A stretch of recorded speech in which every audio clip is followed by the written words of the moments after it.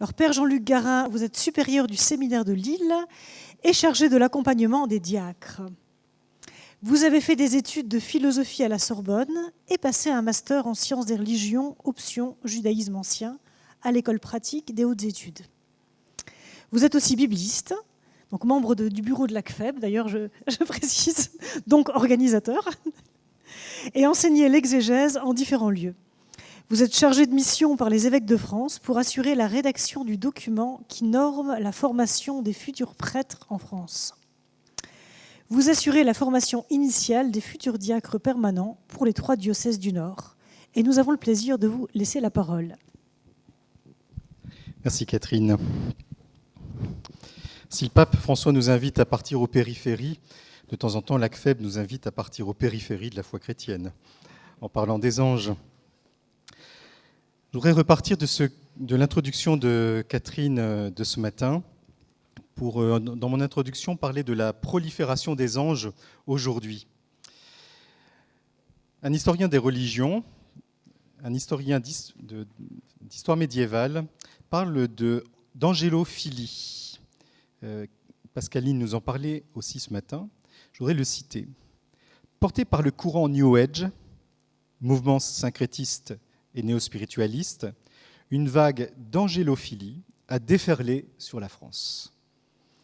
Toute une littérature a fleuri où se côtoyaient rituels d'invocation de noms angéliques, invocation de l'ange gardien en particulier, manuels kabbalistiques, récits d'apparitions ou de rencontres avec des êtres célestes, des précis d'astrologie ou de magie angélique. Si vous allez à la FNAC, vous aurez tout ça au rayon d'angélologie.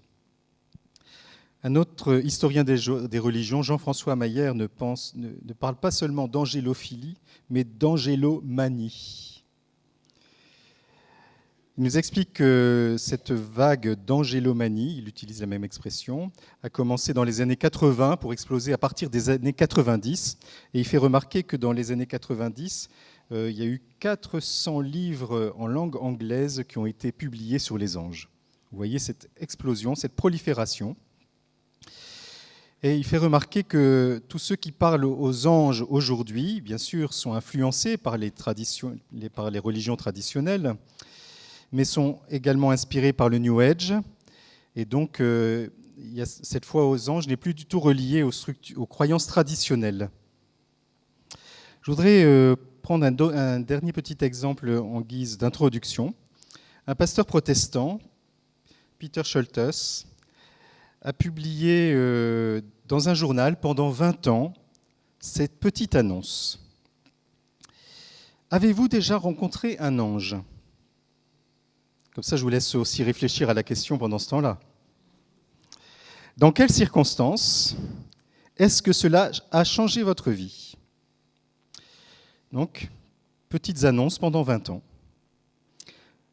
Le nombre de réponses a tellement été considérable qu'il a publié un livre, publié en allemand, alors du coup je ne l'ai pas mis en photo, « Comment les anges nous accompagnent, expérience des temps bibliques et contemporains ». Inattendu. Alors du coup, pour nous, et dans la tradition catholique, et donc aussi dans une perspective pastorale, ce phénomène nous interroge. Que signifie ce regain pour les anges ? Et il nous interroge à double titre. Pour les croyants, et dans la tradition catholique, que croyons-nous à propos des anges ? Et aussi dans une autre perspective, ce retour des anges vient aussi interroger nos pratiques pastorales. Que trouvent nos contemporains dans cette spiritualité qu'ils ne trouvent pas dans les évangiles ? Et vous verrez que ce sera avec ce point-là que je conclurai. Croire aux anges au XXIe siècle. Parce que tout à l'heure, à moi aussi, on m'a dit « Mais qu'est-ce que tu vas pouvoir dire sur les anges ?» Alors il y a un peu de nostalgie, quand le simple témoignage de l'Écriture suffisait. Et je vous ai mis aussi une photo d'un tableau qui se trouve à Saint-Étienne-du-Mont à Paris, où vous avez une reproduction des 9 chœurs angéliques. Saint Grégoire le Grand, nous avons dit qu'il existe 9 ordres d'anges, car vous l'avez vu en rouge sur la diapo, sur le témoignage de la parole sacrée. Nous savons qu'il y a des anges, des archanges, des vertus, des puissances, des principautés, des dominations, des trônes, des chérubins et des séraphins. Car qu'il existe des anges et des archanges, presque toutes les pages de la parole sacrée l'attestent. Donc vous voyez, la foi aux anges, on s'appuie sur les Écritures, point barre. Et on a fait ça pendant des siècles. Alors, un petit auteur inattendu, d'ailleurs, c'est un petit clin d'œil peut-être à Pascaline qui nous a aussi parlé de Descartes tout à l'heure. C'est très étonnant parce que l'auteur du fameux discours sur la méthode, on pourrait dire le père du rationalisme moderne, où on s'attend à un doute, eh bien, ne remet pas non plus en cause l'existence des anges en s'appuyant sur l'Écriture. La connaissance des anges, dit Descartes, nous échappe presque entièrement parce que nous ne saurions la tirer de notre esprit, et nous ignorons aussi tout ce qu'on demande d'ordinaire à leur sujet, s'ils peuvent s'unir à un corps, quels ont été ces corps, que dans l'Ancien Testament ils revêtaient souvent, et choses semblables. Et en rouge, il est préférable pour nous de suivre sur ce point l'Écriture. Et donc là, désolé pour le père Emilianos sur le sexe des anges, de la question de ce matin, il est préférable de croire qu'ils étaient des jeunes hommes, qu'ils apparaissaient comme tels et choses semblables. Peu importe sur la description des anges, ce qui est intéressant, c'est que, vous voyez, on se fondait sur l'Écriture. Mais au bout d'un moment, vous devinez que ça ne marche plus. Nous n'allons pas refaire ici toute l'histoire de la science exégétique.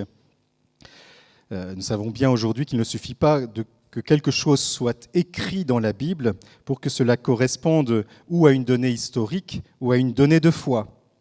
Alors, quand je dis cela quelquefois à des jeunes étudiants qui entrent dans la Bible ou qui entrent dans la pensée théologique, ils froncent un peu les sourcils. Je voudrais donner deux exemples évidents que tout ce qui est écrit dans la Bible n'est pas donné de foi. Je vous ai mis deux animaux qui parlent. Je pense que vous et moi, nous n'en avons pas rencontré. Et donc, ça me permet aussi d'introduire un autre aspect que nous avons évoqué ce matin avec le père de Martin de Vivier. C'est qu'est-ce qu'on fait avec le genre littéraire ? Qu'est-ce qu'on fait avec les effets littéraires ? On sait bien que lorsque les animaux parlent dans la Bible, c'est un effet littéraire. Avec mes étudiants, j'aime bien à ce moment-là parler des fables de La Fontaine. Les vérités énoncées par les animaux n'en sont que plus cinglantes, donc il y a bien une vérité qui est portée par cet effet littéraire. Mais du coup, dans une perspective de foi, et pour nous de foi catholique, les anges, qu'est-ce que c'est ? C'est un effet littéraire ? Où existe-t-il ? Et qu'est-ce qui va permettre de discerner entre l'un ou l'autre ? On l'a évoqué ce matin, donc je vais plus rapidement à ce sujet-là, mais nous savons bien que dans des passages bibliques, on parle de l'ange du Seigneur, mais c'est une façon pour protéger la transcendance de Dieu, et que finalement c'est Dieu lui-même qui est visé. J'ai mis ici ces deux passages du buisson ardent, où on dit que l'ange du Seigneur apparaît dans le buisson, et en même temps, Adonai va révéler son nom. Ou bien le combat de Jacob, qui combat toute une nuit, et au petit matin, il dit « j'ai combattu avec Dieu ». Donc on voit très bien qu'il y a des effets littéraires. Alors la question se pose pour le croyant. Toutes les mentions des anges dans la Bible correspondent-elles à des êtres littéraires, pour le dire plus simplement, à des façons de parler ? S'agit-il uniquement de reliquats d'anciennes traditions mésopotamiennes ou perses auxquelles il ne faut plus prêter attention aujourd'hui ? Et s'il ne s'agit pas d'êtres littéraires, sur la base de quels arguments décrète-t-on que dans tel passage, c'est un effet littéraire et dans tel autre, ça n'en est pas un ? Et vous devinez que, je pense par exemple dans le Nouveau Testament, à l'annonce à Marie, aux anges de la résurrection. On en a parlé, ce questionnement, j'allais dire, la figure qui va jusqu'au bout de ce questionnement, c'est Rudolf Bultmann, théologien protestant, qui a aussi marqué, on l'a dit ce matin, toute une génération de prêtres catholiques dans leur formation exégétique. Il faut débarrasser l'écriture de la gangue mythologique. Et donc, voici ce qu'il dit. Depuis que nous connaissons la puissance et les lois de la nature, s'est aussi éteinte la croyance aux esprits et aux démons. On ne peut pas utiliser la lumière électrique et les appareils de la radio, réclamer en cas de maladie des moyens médicaux et cliniques modernes, et en même temps croire au monde des esprits et des miracles du Nouveau Testament. Qui pense pouvoir le faire pour son compte doit voir clairement qu'en donnant cela pour une attitude de foi chrétienne, il rend le message incompréhensible et impossible pour notre temps. Donc, vous voyez, ce questionnement est poussé jusqu'au bout. Bien sûr, ce questionnement, le magistère de l'Église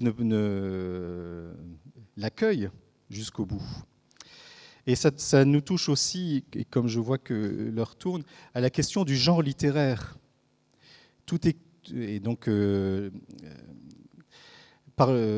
Dei Verbum 12, on sait bien qu'au cœur de dans l'interprétation des textes de l'Écriture sainte, nous avons besoin d'une interprétation, et donc d'un recours à la tradition. Et vous allez voir pourquoi je fais cette petite introduction. Quoi qu'il en soit, tout en connaissant ces questions, et j'essaierai de montrer pourquoi la tradition a maintenu vive l'existence des anges, la foi de l'Église a constamment maintenu la foi en l'existence des anges. Alors, le premier argument sur lequel on s'appuyait était le credo de Nicée-Constantinople en 325. Dieu est le créateur de toutes choses visibles et invisibles, et ça s'appuie sur un verset des Colossiens que nous avons vu ce matin. Mais vous voyez, on ne parle pas des anges. On croit qu'il y a un monde invisible. Et il faut attendre presque 1000 ans pour qu'il y ait une définition un peu plus précise au niveau du magistère. Dieu est créateur de toutes les choses visibles et invisibles, spirituelles et corporelles.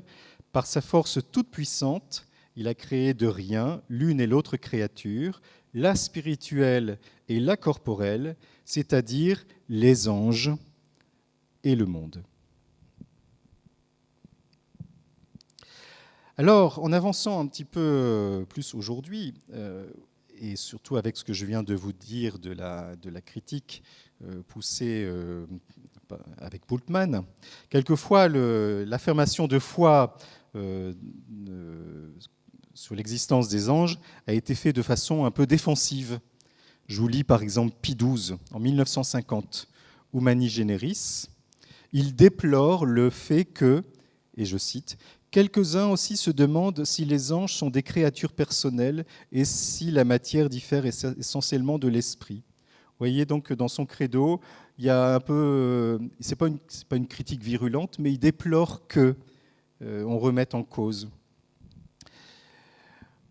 En 1968, toujours aussi un peu sur la défensive, donc Paul VI va réaffirmer dans le grand texte de son credo: nous croyons en un seul Dieu, Père, Fils et Saint-Esprit, créateur des choses visibles comme ce monde où s'écoule notre vie passagère, et des choses invisibles comme les purs esprits qu'on nomme aussi les anges. Plus récemment, dans le catéchisme de l'Église catholique, alors il y a 9 paragraphes sur, je ne sais pas combien, il y en a plusieurs centaines, il y a 9 paragraphes qui sont consacrés aux anges. Mais si je vous ai mis la photo de Jean-Paul II juste à côté, c'est parce qu'en fait, les paragraphes du catéchisme de l'Église catholique, je vais vous en citer un seul parce que ce n'était pas amusant de lire uniquement le catéchisme de l'Église catholique ici. Mais les paragraphes du catéchisme de l'Église catholique sur les anges s'appuient en fait sur une série de 6 catéchèses qui ont été données par Jean-Paul II pendant l'été 1986. Vous allez sur vatican.va, vous tapez Ange Jean-Paul II, mais c'est en italien. Mais donc, vous avez une catéchèse... enfin, c'est la catéchèse la plus développée à ma connaissance du côté du magistère. Donc 1986, Jean-Paul II. Je cite le numéro 328 qui donne la définition des anges du catéchisme de l'Église catholique.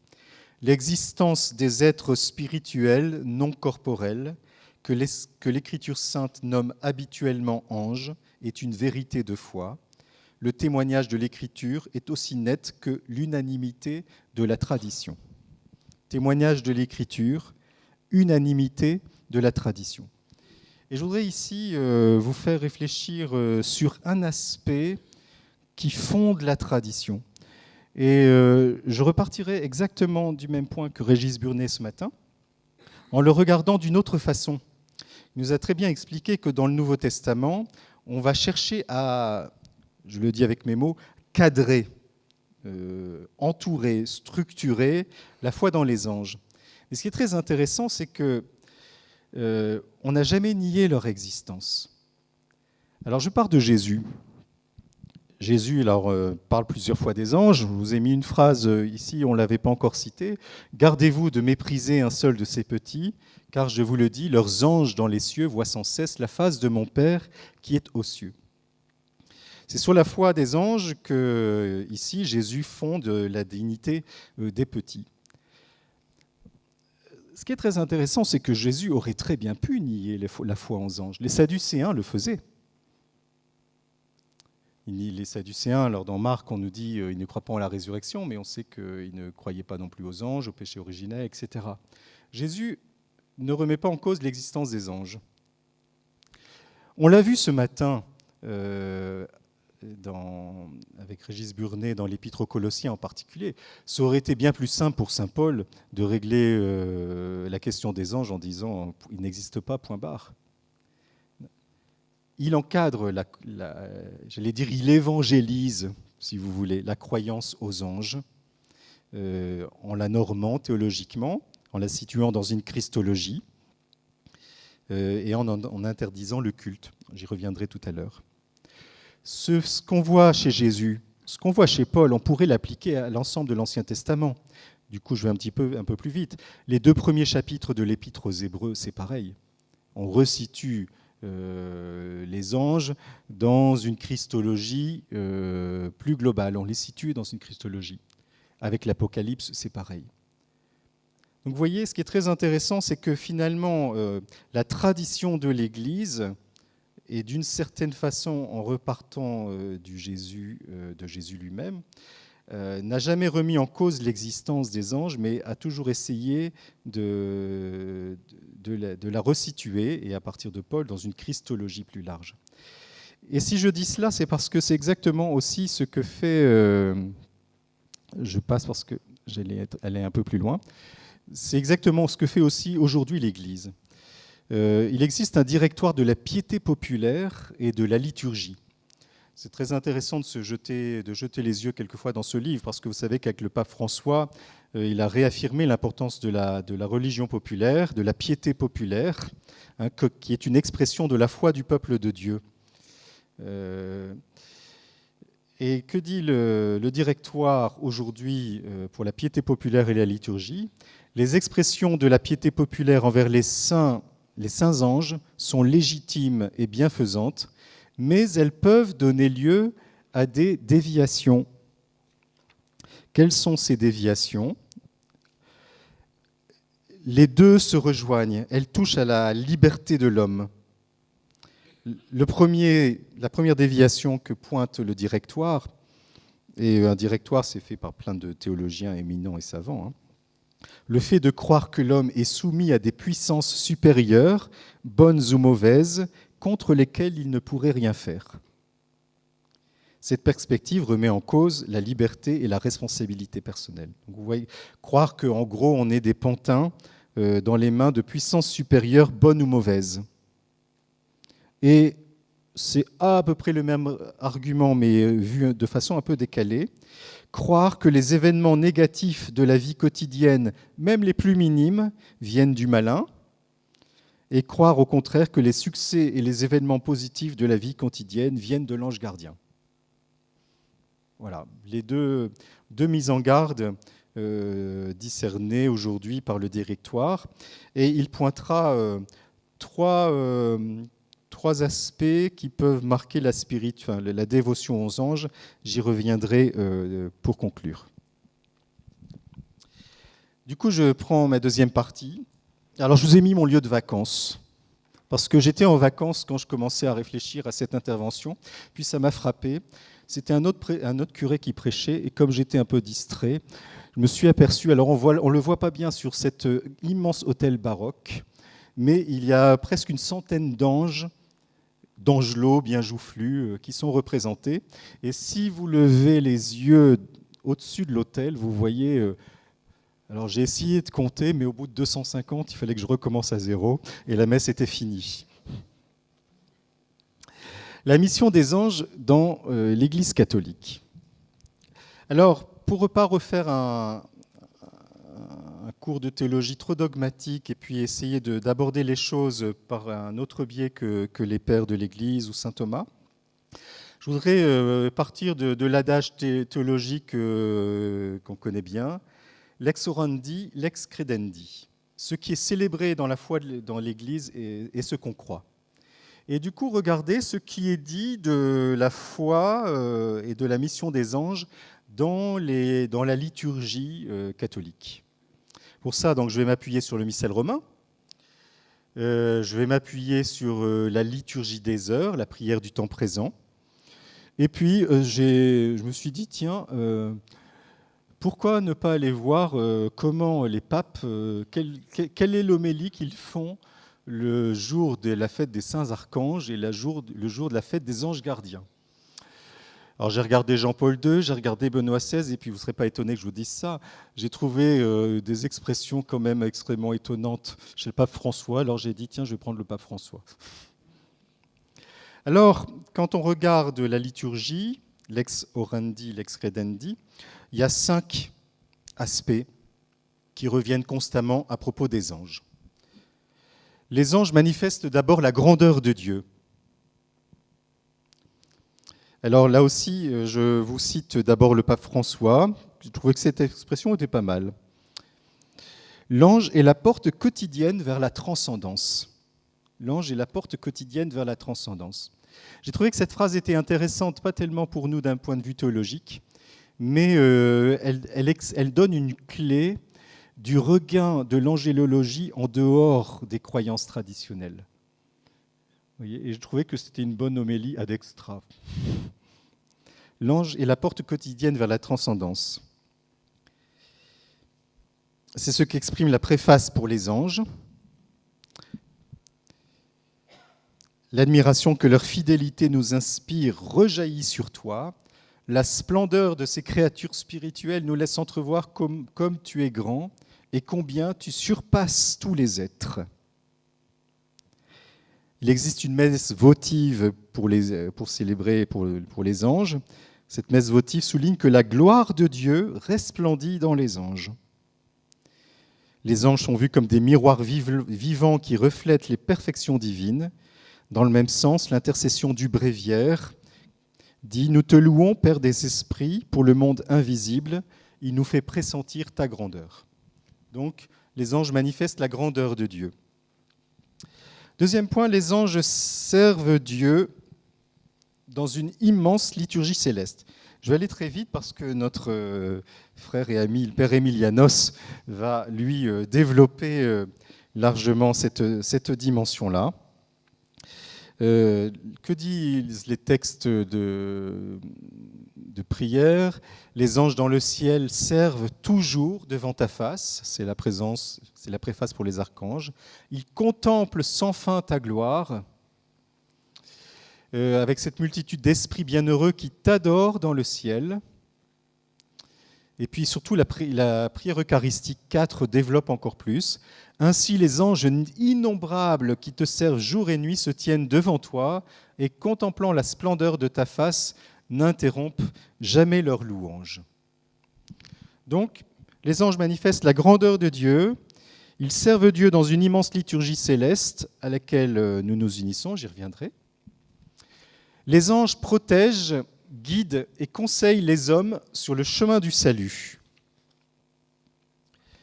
Alors, on va le voir, par exemple, pour l'oraison pour la fête des archanges, le 29 septembre, fait que nous soyons protégés sur cette terre par les anges. C'est l'oraison qu'on dit à la fois dans la liturgie des heures ou à la messe.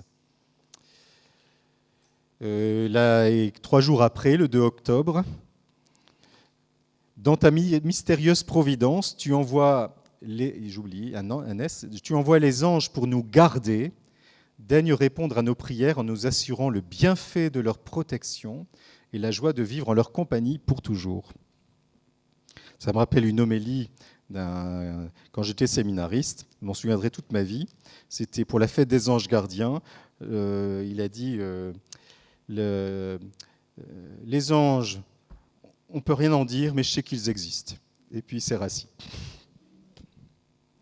Alors, le pape François, l'ange gardien qu'est-ce qu'il dit ? L'ange gardien est toujours avec nous, cela est une réalité. C'est comme un ambassadeur de Dieu avec nous. Voilà encore une autre expression qu'on trouve que chez lui.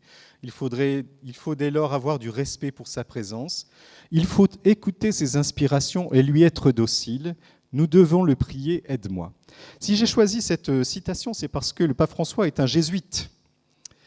Et en fait, dans l'histoire de l'Église, ceux qui ont permis le développement très fort de l'angélologie, ce sont les jésuites. Pourquoi ? Alors je le dis parce que ça m'a très étonné quand j'ai lu ça, c'est que Ignace, dans les exercices, attire une grande attention sur les anges, sur le rôle des anges à l'Annonciation, dans les récits de résurrection. Et ses disciples vont encore plus développer, donc à sa suite, l'angélologie. Si les anges nous accompagnent, c'est pas seulement pour cette terre, mais c'est surtout pour nous conduire sur le chemin du salut. Et c'est quelque chose de constant qu'on va retrouver dans la liturgie. Puissions-nous, sous la protection des anges, avancer d'un pas ferme dans la voie du salut. Un peu dans une autre prière, sur le chemin du salut.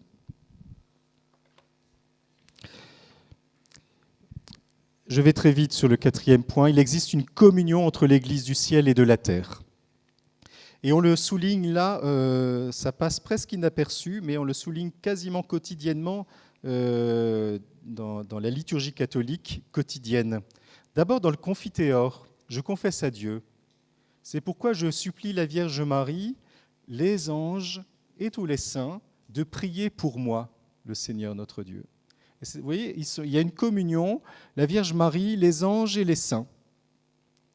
Et on retrouve cette même communion à un autre moment de la messe, à la préface. C'est pourquoi, avec les anges et tous les saints, nous te louons. Donc communion, existe une communion entre l'Église du ciel et l'Église de la terre. Je vais à ma conclusion.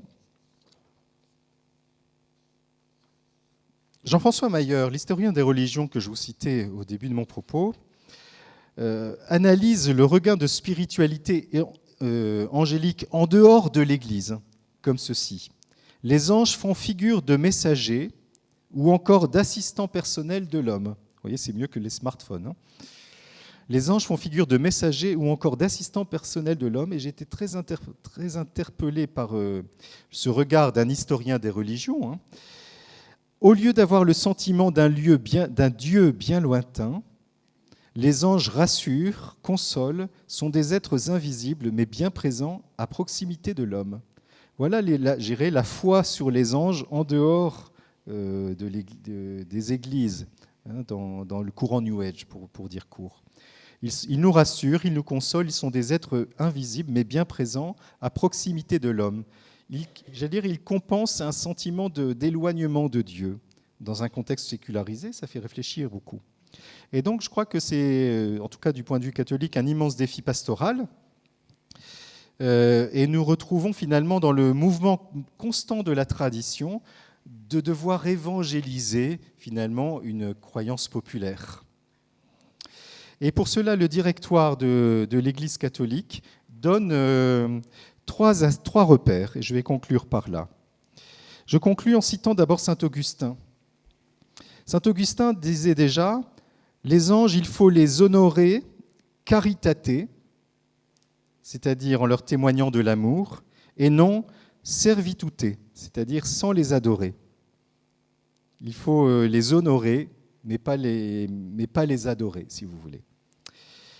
Dans le directoire de la piété populaire, aujourd'hui, 3 repères sont donnés. Pour le culte des anges, l'action de grâce adressée à Dieu, qui demande à des esprits d'une si grande sainteté d'être au service des hommes. Donc, vous voyez, l'action de grâce est adressée à Dieu, qui demande à des esprits d'une si grande sainteté d'être au service des hommes.